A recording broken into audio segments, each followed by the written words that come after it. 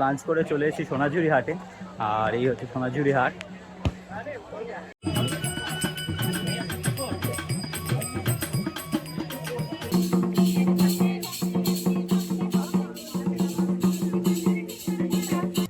আমি এখন সৃজনী শিল্প গ্রামে এসে গেছি।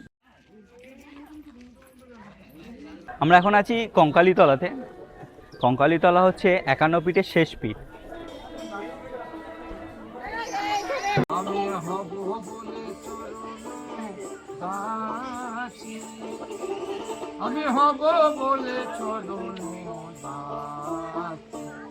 Hello everyone, welcome back to my channel and good morning from Howrah station. আর আজকে আমাদের গন্তব্য হচ্ছে শান্তিনিকেতন। এই ভিডিওর মাধ্যমে আমি আপনাদের দেখাবো একদিনে কিভাবে শান্তিনিকেতন ঘুরবেন, কি কি দেখবেন, কোথায় খাবেন, সম্পূর্ণ তথ্য। তাহলে ভিডিওটি সম্পূর্ণ দেখুন, আর আমার চ্যানেলে নতুন হলে প্লিজ সাবস্ক্রাইব করে পাশে থাকবেন।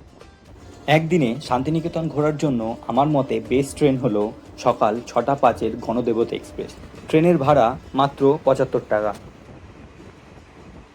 এখন ঘড়িতে বাজে সকাল 9টা, আর আমরা পৌঁছে গেছি বোলপুর শান্তিনিকেতনে।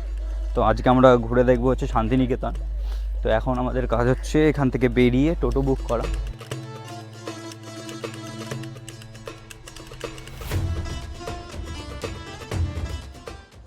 বোলপুর স্টেশনের বাইরে বেরিয়ে আমরা একটা টোটো নিয়ে নিয়েছি। তো টোটোতে মোটামুটি ক্যাটালগ আছে, তো ক্যাটালগ দেখিয়ে সব জায়গাতেই ঘোরাবে। আমাদের এখানে মানে রেট তো অনেক বেশি, মানে 2500 টাকা মতো দেখাচ্ছিলো ক্যাটালগে। তো আমরা একটু বার্গেটিং করে সেটা 1500 টাকায় বুক করলাম। আর আমরা বলছে যে সব হয়ে যাবে একদিনে কভার। তো আমরা সব যাবো না, আমরা সিলেক্টিভ কয়েকটা জায়গায় যাবো যাতে সেগুলো একটু ভালোভাবে দেখতে পারি। তো সেই হিসাবেই আমরা দেখবো পুরো শান্তিনিকেতনটা।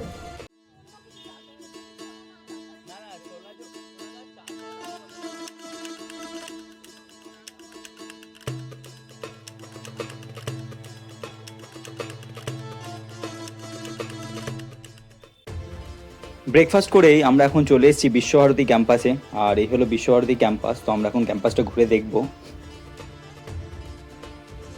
এটা হলো সেই 3 পাহাড়ি বট গাছ যেটা সহজপাঠের প্রচ্ছদে দেখা যায়। আর এটা হলো সেই তাল গাছ যেটা দেখে রবীন্দ্রনাথ ঠাকুর তাল গাছ এক পায়ে দাঁড়িয়ে এই কবিতাটি লিখেছিলেন। মানে এটা হচ্ছে শান্তিনিকেতন মাঠ, যেখানে প্রথমে পৌষ মেলা হতো, কিন্তু এখন পৌষ মেলা সামনের দিকে হয়, এখানে আর হয় না। এরপর আমরা একে একে রবীন্দ্রনাথ ঠাকুরের বাড়ি, ছাতিমতলা, কলাভবন এবং কলাভবনের বিভিন্ন স্কাল্পচার ঘুরে ঘুরে দেখি।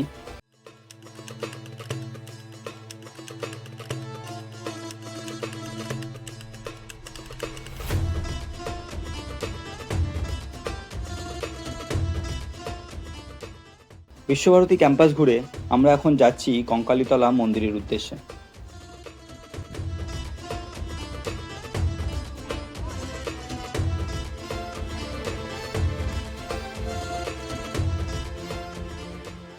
আমরা কঙ্কালীতলা মন্দিরে চলে এসেছি।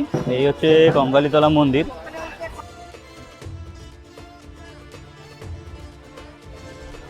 আমরা এখন আছি কঙ্কালীতলাতে। কঙ্কালীতলা হচ্ছে 51 পিঠের শেষ পিঠ, মানে এটাও একটা সতীপীঠ। তো এই মন্দির দর্শন আমরা করে নিয়েছি, পুজোও দিয়ে নিয়েছি। এখন আমরা যাচ্ছি আবার টোটোতে, টোটো থেকে আবার আমরা যাবো পরের ডেস্টিনেশন।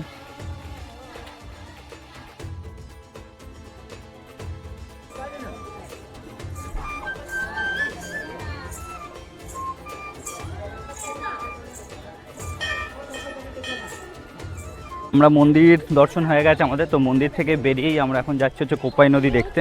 তো কোপাই নদীর এই সামনেই। তো আমরা এখন যাচ্ছি কোপাই নদীর দিকে।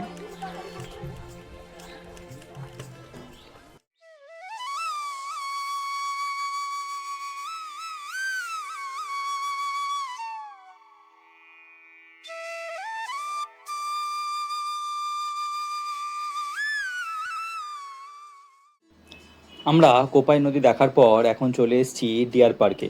আর এই ডিয়ার পার্কের কোনো এন্ট্রি ফি নেই, কিন্তু আধার কার্ড হচ্ছে ম্যান্ডেটরি।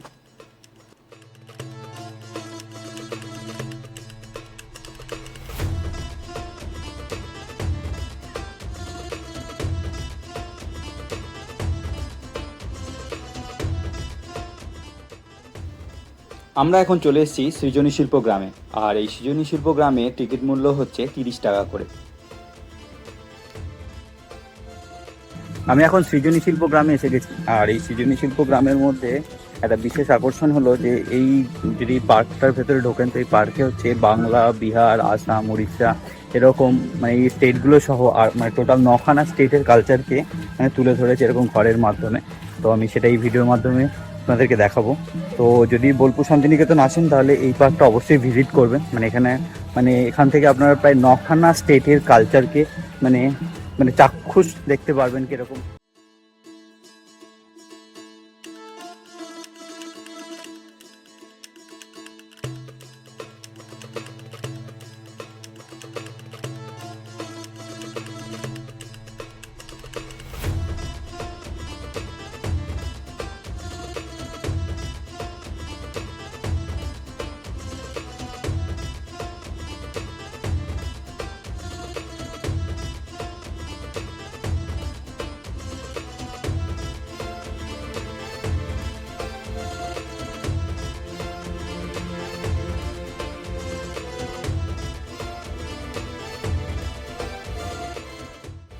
সৃজনী শিল্প গ্রাম দেখার পর আমরা লাঞ্চ করার জন্য এখন চলে এসেছি দুই কন্যা হেসেলঘর রেস্টুরেন্টে।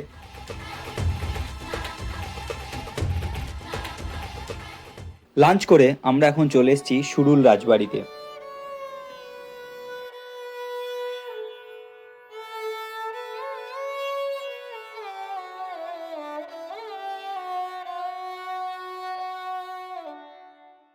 এটা হলো বোলপুরের সবথেকে উঁচু 34 ফুটের বুদ্ধ মূর্তি।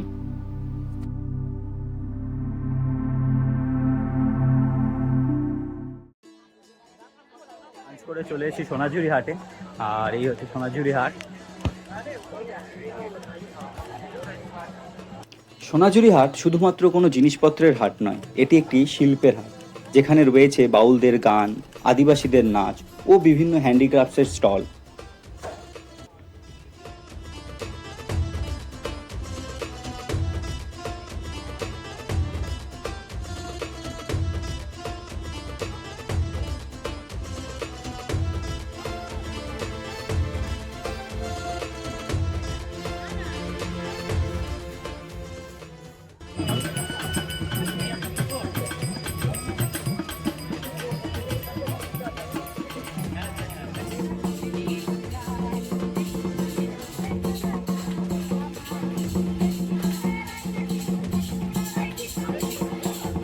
আমাদের সোনাঝুরি হাট ঘোরা হয়ে গেছে, এখন যাচ্ছি হচ্ছে স্টেশনের উদ্দেশ্যে।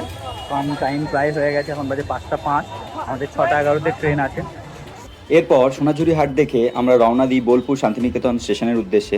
আর এই ট্রিপে আমাদের টোটাল খরচা হয়েছিল পার হেড 700 টাকা করে। আর এখানেই শেষ হলো শান্তিনিকেতন ভ্রমণের ভিডিও। খুব শীঘ্রই দেখা হচ্ছে আরও একটি নতুন ভিডিওতে। আর ভিডিওটি ভালো লাগলে please do like, comment and subscribe.